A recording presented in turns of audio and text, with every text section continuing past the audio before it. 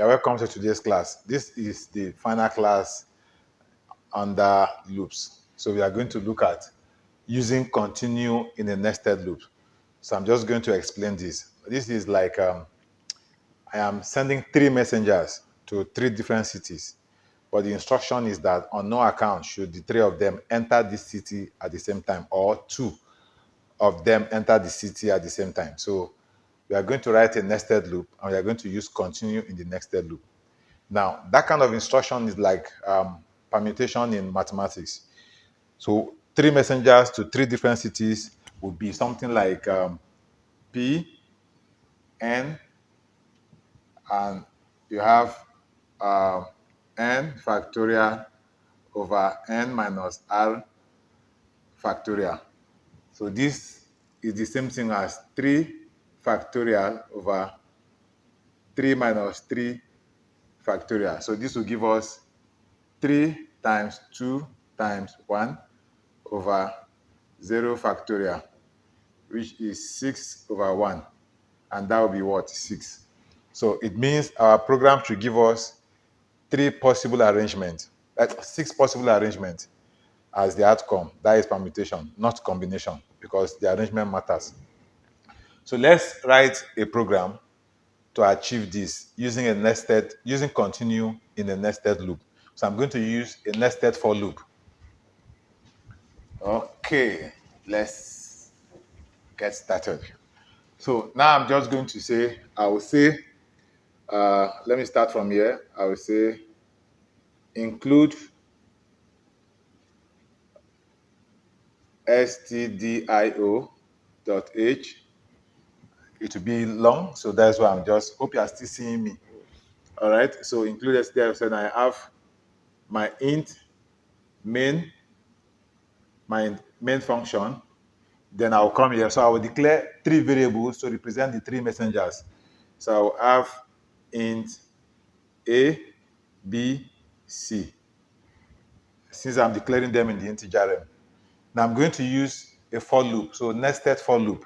So the first one will be for, then A, assign 1 to it. So A less than or equals to 3, then A plus plus, and then you have this curly bracket. So I'm entering inside this for loop. So here I will say another for loop for B, assign 1 to it, then B less than or equals to 3, then B plus plus, then we come in here. Now inside this loop, I'm going to bring in a condition, if condition. So I'll say if B equals to A, go in and continue. Continue. Then I will close this. Since it's just one statement, I can skip this curly bracket. Now, this is my for loop. So inside this place again, I will say for, that is a for loop inside another for loop. So 3 nested. Then here I will say C, assign 1, then C less than or equals to 3, then C plus plus, then you go in. So inside this place, so I'm also going to use if condition. So I will say if C equals to B, or C equals to A, you go in and then continue.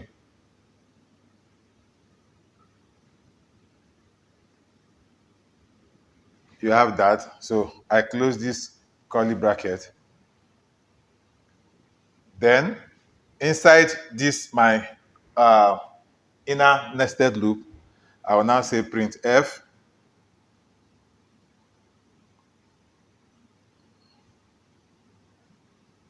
percentage D, percentage D, percentage D, then slash N, then A, B, C. So that is my printf statement. Then I'm going to close, this is my for loop. So I'll close this for loop here, which is this. Then this my for loop, I'll close it here. Then this my for loop, I will close it here. Then I will have my return 0. Then this curly bracket, I will close it here. I hope you are still seeing this bottom. So now let's explain this script. So this script should give us 6 possible arrangements based on what we got from that permutation. So let's explain it. I have these 3 variables, right? So this is A, this is B, and this is C. Now, we have a nested for loop. So I have one continue here, another continue here. So let's explain. If there's any error, we correct it. Now, this is my main, 3 variables. So the first one, A, assign 1 to A. Then you come in, you test the condition. 1 is less than or equals to 3, that is true. So you come in here, then you check, you increment, assign 1 to B. Then you test the condition. 1 is less than or equals to 3, that is true, you come in. So you check this if condition. B equals to A, that is true. So you go in and you continue. So this continue will bring you back to this guy, right? So you have to now increment this one to 2. So you check 2 is less than or equals to 3. That is true. So you come in, you check the if condition. B equals to A. B is 2, A is B. So that is not true. So you are not going to go in. You come here. Inside this 4, you have another 4. After this statement, you have another statement, right? This one now you increment C to 1. So C become 1. So C is now 1. Then you check C is less than or equals to 3. That is true. So you go in. You check the if condition. C equals to B. So here C is 1, B is 2. That is not true. Or C equals to A. C is 1, A is 1. So that is true. You go in, you continue. So this one will bring you back to this increment. So you have to increment this one to 2. Right? When you increment it to 2, you test the condition. 2 is less than or equals to 3. That is true. So you come in. You test this if again. C equals to B. So C is 2, B is 2. That is true. Because this is true, this is OR statement. This is OR. OR operator, I mean. Since this is OR operator, this is already 1. You don't need to test the second condition because this is 1. You only need one side to be true. So this is true. You go in, you continue. So to bring it back to this place, you increment C to 3. So this one has to change to 3. Right? Now that continue skip this. Don't forget, continue will skip this body. So it will increment to 3. Nothing is going to be printed out on the screen yet. This is still happening at the mental stage, the reality stage, not manifestation. It's not manifested yet. It's not physical. So you're not seeing it in the physical realm. This is still happening inside the computer, not yet printed out on the screen because you've not gotten to this point. So this continue. This is what has happened. Now you come back and you test. 3 is less than or equals to 3. That is true. You come in here, you test this condition. C equals to B. That is not true. C equals to A. That is not true. So you are not going to enter into this continue. Then you now print it out. So at this point, you will print out 1. So you have to print out 1, 2, 3. Right? Now, once that is done, it will come out of this for loop. It will come out of this for loop and it will come back to this for loop. Right? It's going to come to this guy. Now, B was already what? Because these variables are declared outside. So they are going to retain their values. When you come out of this loop to this guy, B is what? B is 2. So you increment B to 3. So B becomes 3.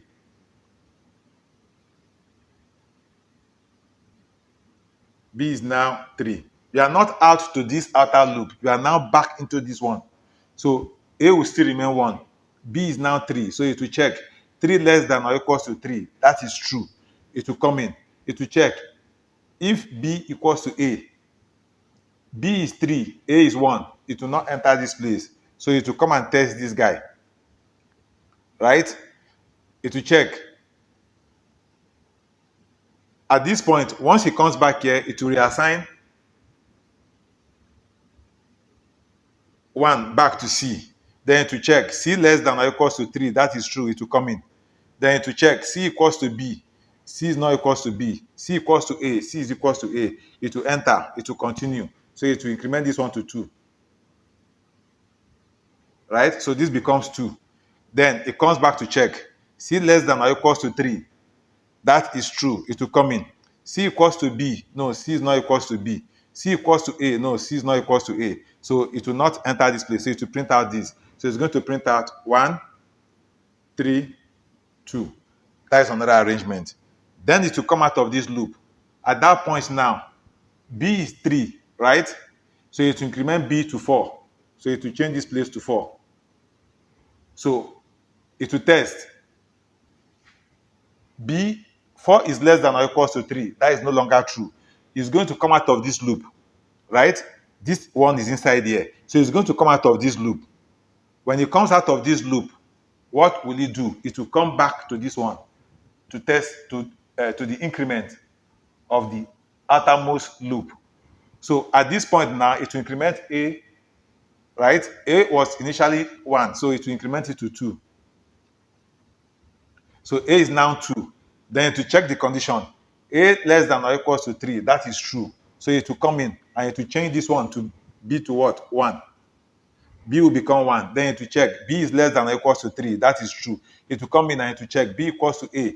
No, B is not equals to A. So it will come here. When it gets here, it will assign 1 to C. So this place becomes what? 1. Then to check the condition, C less than or equals to 3, that is true. It will come in. It will check this condition, C equals to B. So C is 1, B is 1. This condition is true. It will come here and continue. It will return back to this place. So it will increment C to 2. Right? It will increment C to 2. Then to check the condition, C less than or equals to 3, that is true. It will come in to check C equals to B. C is 2, B is, so that is not true. C equals to A. C is 2, A is 2. Now it will continue. So it will increment this one back to 3. Right? It will increment that to 3. Then it will check 3 less than or equals to 3. That is true. It will come in. C equals to B. C is 3, B is 1. This is not true. C equals to A. C is 3, A is 2. So this is not true. It will not enter. So it will print out this. So at that point, to print out 2, 1, 3. Right? It will do that. Then it will come out of this loop, which is this innermost loop, to come back to this inner loop, inner for loop, which is this one. And it will increment B. Now, B is what? B is 1. So it will increment B to 2. So B becomes 2. A will still remain 2 because it's not out to the outermost loop. So it will remain here. Now, 2 less than or equals to 3. That is true. It will come in to test the condition. If B equals to A, go in. So B is 2, A is 2. It will enter and it will continue. So it will change B to 3. Right? Then it will check the condition. 3 less than or equals to 3. That is true. Then it will come in. It will check. B equals to A. B is 3. A is 2. So it will not enter this loop. Then it will come to this 4. When it gets to this 4, it will assign 1 to C. So C becomes 1. Right? Then it will check the condition. C less than or equals to 3. That is true. It will go in. C equals to B. So at that point, C is 1, B is 3. So this is not true. C equals to A. C is 1, B is A. So this is not true. It will not enter. So it will print out. So it will print out 2, 2, 3, 1. Right? Then it will come out of this loop back to this guy, to this one. So when he's here, what is B? B is 3 to increment B, so it will increment it to 4. So it will increment it to 4. Then to check 4 less than or equals to 3. That is no longer true. It will come out of this loop completely to the outermost loop. To what? To the increment of A. So that will change A to what? To 3. Now it will test it. A less than or equals to 3. That is true. It will come in. It will change this one to 1. So B becomes 1. Right? Then it will check the condition. 1 is less than or equals to 3. That is true. It will come in and then it will check. B equals to A. So B is 3. B is 1. A is 3. So that is not true. It will not go in. So it will come here and test this condition. It will assign 1 to C. So C becomes 1. Right? C is 1. Then C less than or equals to 3. That is true. It will come in. It will test this condition. C equals to B. C is 1, B is 1. That is true. You don't need to test this. It will go in and it will continue. So it will bring, it will go to C++. So it will increment C to what? To 2. It will increment C to 2. Then it will check the condition. 2 less than or equals to 3. That is true. It will go in. It will test this if condition. C equals to B. C is 2. B is 1. So that is not true. It will check. C equals to A. C is 2. B is A is 3. So this is not true. It will not go in. So it will print out 3, 1, 3, 1, 2. This one is 2. This one is 2. So it will print out 3, 1, 2. Right? 3, 1, 2. Then it will check. It will print out 3, 1, 2. Then it will come out of this loop to the outer loop, and then it will change B. B is what? B is 1. So it will increment B to 2. Right? Then it will test the condition. 2 less than or equals to 3. That is true. It will come in. B equals to A. So B is 2, A is 3. So this is not true. It's not going to come here. It will come to this guy. It will reassign 1 to C. So C becomes 1. Then it will check 1 less than or equals to 3. That is true. It will come in. It will check this condition. C equals to B. C is 1, B is 2. C equals to A. C is 1, B is 3. So it will come here and it will print out 3, 2, 1. Right? Then it will come back to this place. When it gets here, it will increment B. So it's going to come out of this loop and it will come to this loop. So B is 2. It will increment B to 2, to 3. So B equals to 3, right? Then it will enter the loop. It will check the condition. B, 3 equals to 3. That is true. It will enter and it will continue. So it will increment B to 4. Then it will check the condition. 4 less than or equals to 3. That is no longer true. So it's going to come out of this loop to the outer loop. So it will increment this one to 4. Right? Then it will check the condition. 4 less than or equals to 3. That is no longer true. It will come out to return. And that will be the end. So it will print out 1, 2, 3, 4, 5, 6, which is what we got in our permutation. And then check the arrangement. Are they similar? 1, 2, 3, 1, 3, 2, 2, 1, 3, 2, 3, 1, 3, 1, 3, 3, 2, 1. So on no occasion did you see the output having two messengers in the same city. So this is right, and our program is correct. So this is what I want to show you in this final class using continue in a nested loop. So let's go to code block and let me demonstrate this class for you to see. In the next class, we will now begin functions. So we've actually done existence, intent, logic. We are going down to algorithm, which is the arrangement process. Let's go to code blocks. Okay. So this is our code blocks, is our program. Now this is our continue statement inside our nested for loop. So just like what I explained on the board, we have our 3 messengers, which are the 3 variables that are sent to 3 different cities, and they cannot enter same city. 2 messengers or 3 messengers cannot enter the same city at the same time. So this is the program. I've explained everything on the board extensively. So let's run this program and see what the output will be on the screen. All right, so you see what we have on the screen: 1, 2, 3, 1, 3, 2, 2, 1, 3, 3, 2, 3, 1, 3, 1, 2, and 3, 2, 1.